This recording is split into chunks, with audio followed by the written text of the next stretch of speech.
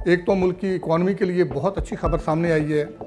आने वाले बजट की तैयारी जो है वो अपने हतमी मरहले में दाखिल हो चुकी है। पेट्रोलियम मसनूआत की कीमतों में बड़े जो है वो कमी का इम्कान है। पाकिस्तान की स्टॉक मार्केट बहाल होना शुरू हुई। आज स्टॉक मार्केट में बड़े पैमाने पे जो है वो तेज़ी देखने में आई और साथ ही मुल्क का जो रुपया है वो भी स्टेबल हुआ। अस्सलाम वालेकुम नाज़रीन, मैं हूँ इरशाद अंसारी और आप देख रहे हैं एक्सप्रेस न्यूज़। नाज़रीन, आज हम बात करेंगे कि एक तो मुल्क की इकॉनमी के लिए बहुत अच्छी खबर सामने आई है कि बैनुल-अक़वामी क्रेडिट रेटिंग एजेंसी ने पाकिस्तान की क्रेडिट रेटिंग बेहतर की है। एक तो उस पर बात करेंगे कि इसका मुल्क की इकॉनमी पे क्या असर पड़ेगा और ओवरऑल इसके आम आदमी की जो ज़िंदगी है उस पर क्या अच्छे असरात मुरतब हो सकते हैं। दूसरी बात हम ये करेंगे, आने वाले बजट की तैयारी जो है वो अपने हतमी मरहले में दाखिल हो चुकी है और अभी तक जो हमारे ज़राए से हमें कुछ तफसीलात मौसूल हुई हैं उसमें यह है कि आने वाले बजट में खाने पीने की मुतअद्दिद अशियाँ महंगी होने जा रही हैं। उसकी तफसीलात हम कुछ आपके साथ शेयर करेंगे कि कौन कौन सी चीज़ें हैं जो महंगी हो सकती हैं। फिर हम ये बताएँगे कि FBR ने जो टैक्स चोरी है, ख़ासकर रेस्टोरेंट्स जो हैं, इसी तरह जो बड़े स्टोर्स हैं, उनकी तरफ से जो जाली रसीदें जारी की जा रही थी और लोगों से जो है वो टैक्स वसूल किया जा रहा था मगर कौमी ख़जाने में जमा नहीं करवाया जा रहा था, उसके खिलाफ बड़ी कार्रवाई की है। 39 छोटे बड़े स्टोर्स सील किए हैं, 2.5 करोड़ रुपये जुर्माना किया है। उसकी कुछ तफसील शेयर करेंगे। फिर आखिरी जो बात है वो ये है कि आज रात को अवामुन्नास के लिए हुकूमत की तरफ से एक और अच्छी खबर मुतवक्के है कि उसमें पेट्रोलियम मसनूआत की कीमतों में बड़े जो है वो कमी का इम्कान है और अगर ये भी होता है तो इससे भी इकॉनमी के लिए जो है वो एक अच्छा इम्पैक्ट आएगा और आम जो सार्फिन हैं उनको भी बड़ा रिलीफ मिलेगा। इसका फिर जो ट्रिकल डाउन इफ़ेक्ट आएगा वो महंगाई में कमी की सूरत में आएगा और डेफिनेटली उससे भी आवाम को बेनिफिट मिलेगा। सबसे पहले हम बात करते हैं कि जो बैनुल-अक़वामी क्रेडिट रेटिंग एजेंसी है फिच, उसने पाकिस्तान की क्रेडिट रेटिंग CCC+ से अपग्रेड करके मनफी भी कर दी है। इस क्रेडिट रेटिंग के बेहतर करने से डेफिनेटली मुल्क की इकॉनमी पे और स्टॉक मार्केट पे जो इन्वेस्टर्स हैं उनका एतमाद जो है वो बढ़ेगा और बेहतर होगा और जिसके अभी असरात देखने को भी मिले कि आज जो पाकिस्तानी स्टॉक मार्केट है उसने दोबारा जो है वो 17,000 जो थी अपना नफसियाती हद वो जो है दोबारा पे बहाल की है और उससे जो इन्वेस्टर्स हैं उनको बिलियंस ऑफ रुपीज़ का जो प्रॉफिट हासिल हुआ है। चूँकि ये अमेरिकी सदर डोनाल्ड ट्रंप की तरफ से जो टैरिफ आयद किया गया था उसकी खबरें आने के बाद पूरे एशिया की नहीं बल्कि पूरे मुल्क की स्टॉक मार्केट आलमोस्ट क्रैश कर गई थी और उसकी वजह से पाकिस्तान की स्टॉक मार्केट भी क्रैश की थी और फिर नौबत यहाँ तक आ गई थी कि मुल्क की स्टॉक मार्केट में जो है वो कारोबार रोकना पड़ा था। उसके बाद अगले दिन फिर कुछ बेहतरी देखने में आई चूँकि हुकूमत की तरफ से भी कुछ इक़दाम उठाए गए और डोनाल्ड ट्रंप की तरफ से भी ये मशरूत अनाउंसमेंट की गई कि जो ममालिक अमेरिकी इंतज़ामिया के साथ टैरिफ के मामले पे बातचीत करने के लिए तैयार हैं तो उनके लिए ये पाबंदियाँ जो है वो मुअत्तल कर दी गई थी। उसके असरात अच्छे देखने में आए थे लेकिन वो देर पा साबित नहीं हो सके। एक दिन जो है वो बेहतरी के बाद दोबारा स्टॉक मार्केट नेगेटिव चली गई थी। अब ये क्रेडिट रेटिंग एक तो बेहतर हुई उसकी वजह से और दूसरा अमेरिका की तरफ से जो टैरिफ की पाबंदियाँ थी या जो टैरिफ बढ़ाया गया था उसको जो है वो मुअत्तल किया गया है और साथ ही पाकिस्तानी हुकाम की अमेरिकन हुकाम के साथ जो है वो नेगोशिएशन की जो बातें सामने आई और फिर जो टीम तश्कील दी गई उसके मस्बत असरात सामने आए और पाकिस्तान की स्टॉक मार्केट बहाल होना शुरू हुई। आज स्टॉक मार्केट में बड़े पैमाने पे जो है वो तेज़ी देखने में आई और साथ ही मुल्क का जो रुपया है वो भी स्टेबल हुआ। मुल्क की ज़र मुबादला के ज़खायर भी जो है वो बेहतर हुए हैं और तवक्को ये की जा रही है कि ये जो फिच ने हमारी रेटिंग बेहतर की है इसकी आगे चल के असरात मज़ीद सामने आएंगे। डेफिनेटली इकॉनमी की एक्टिविटीज़ जब जनरेट होंगी तो उसका इम्पैक्ट जो है वो नीचे भी आएगा और लोगों को रोज़गार के मौके बेहतर जो है वो उनको मिल सकेंगे और साथ साथ जो है वो इकॉनमी के रिवाइव होने से टैक्स का जो जनरेशन है वो भी बढ़ेगी और हुकूमत को एडिशनल रेवेन्यू हासिल होगा और एडिशनल रेवेन्यू हासिल होने से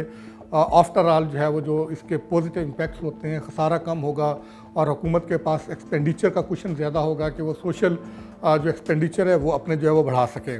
तो आने वाले दिनों में ये तो ये की जा रही है कि इसके असरात अच्छे होंगे और मुल्क की इकॉनमी मज़ीद जो है वो बेहतर होगी। अब हम बात करते हैं कि बजट साजी की। बजट साजी जो है वो अहम मरहले में दाखिल हुई है। IMF के साथ तो हमारी मुशावरत आलमोस्ट मुकम्मल हो गई है। एक वफ़द चला गया और अब तवक्को ये की जा रही है कि एक वफ़द अगले हफ्ते दोबारा आएगा पाकिस्तान और उनके साथ जो हतमी अदाद शुमार हैं वो शेयर किए जाएंगे। और डिफेंस बजट के हवाले से भी आलमोस्ट जो है वो फिगर सामने आ गया कि उस पर भी वर्किंग हो गई है। इसी तरह टैक्सेशन के हवाले से टैक्स कवानीन में अमेंडमेंट्स की जा रही हैं। अभी जो हमें कुछ डिटेल्स मिली हैं कि उसमें यह है कि जो खाने पीने की अशियाँ हैं उसमें लग्जरी आइटम भी ऐसे हैं, उन पे जो है वो ड्यूटी टैक्सेस जो है वो बढ़ाए जा रहे हैं। और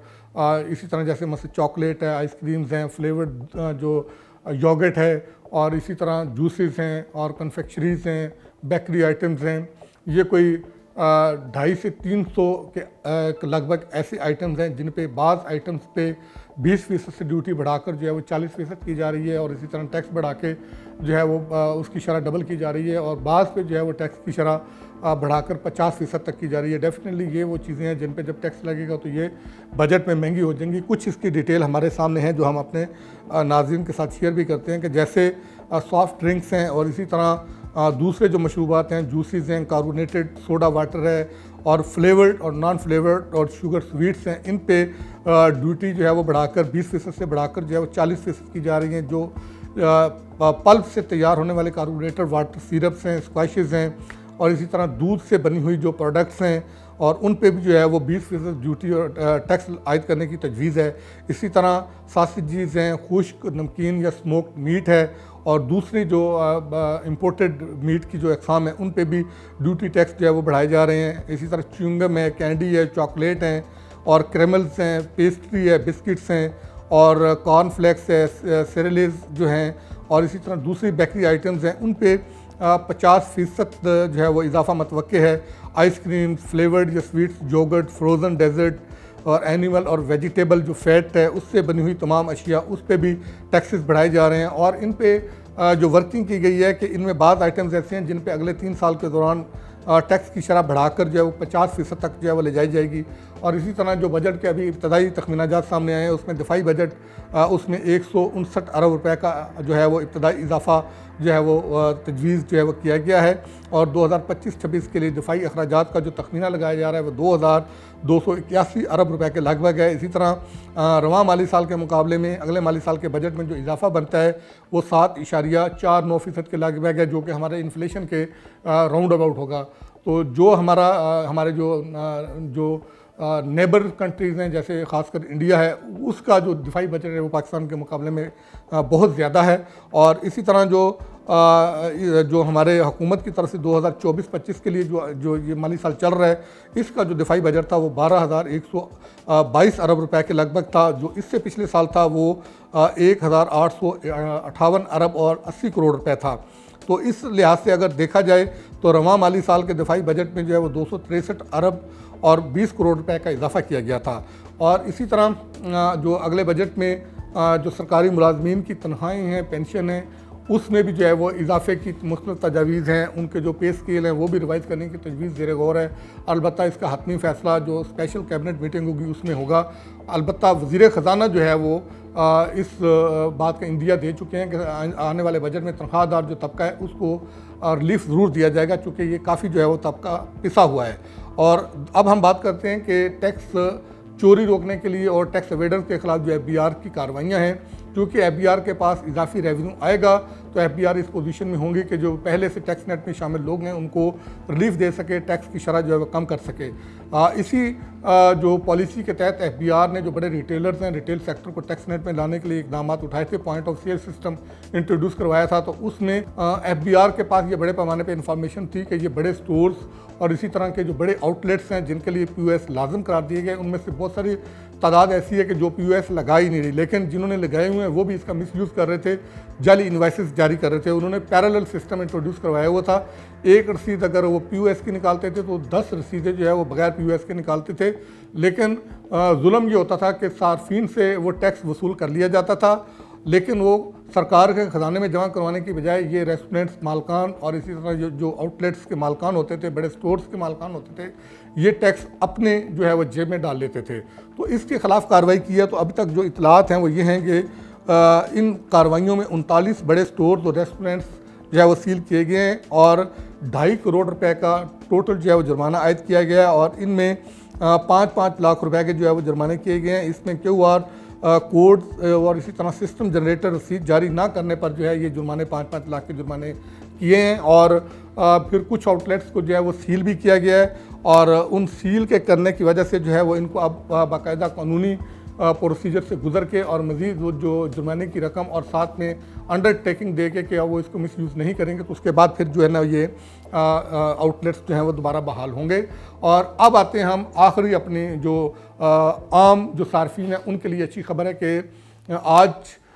रात को जो है वो हुकूमत पेट्रोलियम मसनूआत की कीमतों का ऐलान करने जा रही है और इंटरनेशनल मार्केट में बहुत बड़ी जो है वो कमी जो है वो देखने में आई है। और उस कमी के नतीजे में आज रात तवक्को ये की जा रही है कि पेट्रोलियम मसनूआत की कीमतों में बड़ा जो है वो रिलीफ आवाम को मिलने की तवक्को है। और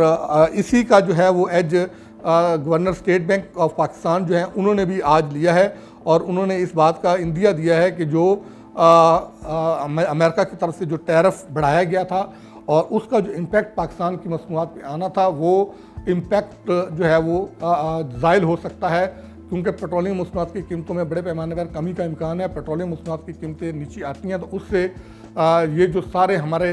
प्रोडक्शन हाउसेज हैं, यूनिट्स हैं, मैन्युफैक्चरर्स हैं, उनकी ट्रांसपोर्टेशन कास्ट भी कम होगी और साथ साथ मैन्युफैक्चरिंग कास्ट भी कम होगी। उससे इंटरनेशनल मार्केट में जो कीमतें हैं उनको कम्पीट करना भी हमारे लिए जो है वो आसान हो जाएगा। तो तवक्को ये की जा रही है कि इससे महंगाई का ग्राफ भी नीचे आएगा। वैसे भी वर्ल्ड बैंक हो, IMF हो या दूसरे इंटरनेशनल इदारे हों वो इस बात को जो है वो इंडोर्स भी कर रहे हैं, इस बात का इतराफ़ भी कर रहे हैं कि पाकिस्तान में जो इस्लाहात इंट्रोड्यूस करवाई गई हैं उसके मस्बत असरात सामने आना शुरू हो गए हैं। प्रेडिक्ट ये किया जा रहा है कि इस साल महंगाई जो है वो